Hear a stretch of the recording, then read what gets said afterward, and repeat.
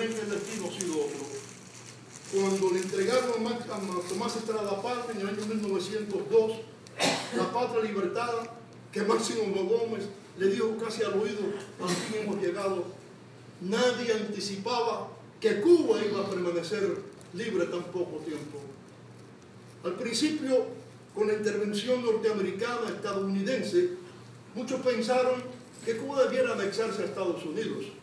Todavía existe por ahí un pensamiento difuso de deseo de anexión, quizás como Puerto Rico, para hacer el 51 o el 52 estados de Estados Unidos.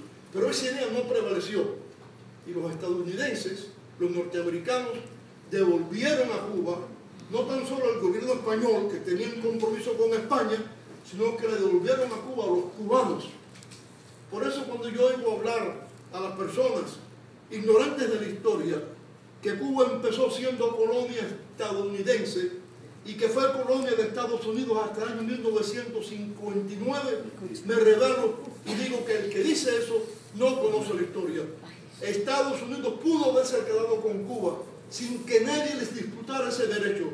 Pudo haberse quedado con Cuba de una manera fácil, simplemente firmando documentos, y nadie materialmente podría haberse opuesto a aquello. Sin embargo, prefirieron, diciendo en el Congreso que Cuba tenía derecho a ser libre e independiente como nación, y le entregaron a Cuba al gobierno cubano. Los cubanos mantuvieron la enmienda Platt, pero la enmienda Platt era simplemente una protección ambigua que no especificaba nada en concreto, sino el derecho supuesto de Estados Unidos a penetrar en algo si se dependía de que le llamaran para que militarmente ayudaran a la situación. Fue absuelta la enmienda Platt. Cuba llegó a completa libertad, pero los periodos republicanos de Cuba, cuando los estudiamos, nos damos cuenta de que Cuba no tuvo buena suerte.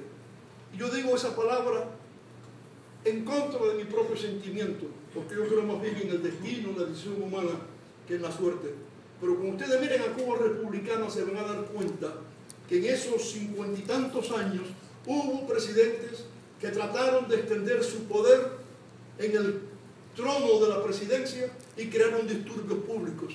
Hubo hombres como Gerardo Machado, que creó una república fructífera, una república cubana, que fue un milagro lo que realizó dentro de Cuba, que también por la vanidad de quedarse más tiempo en el poder, provocó una guerra civil en Cuba.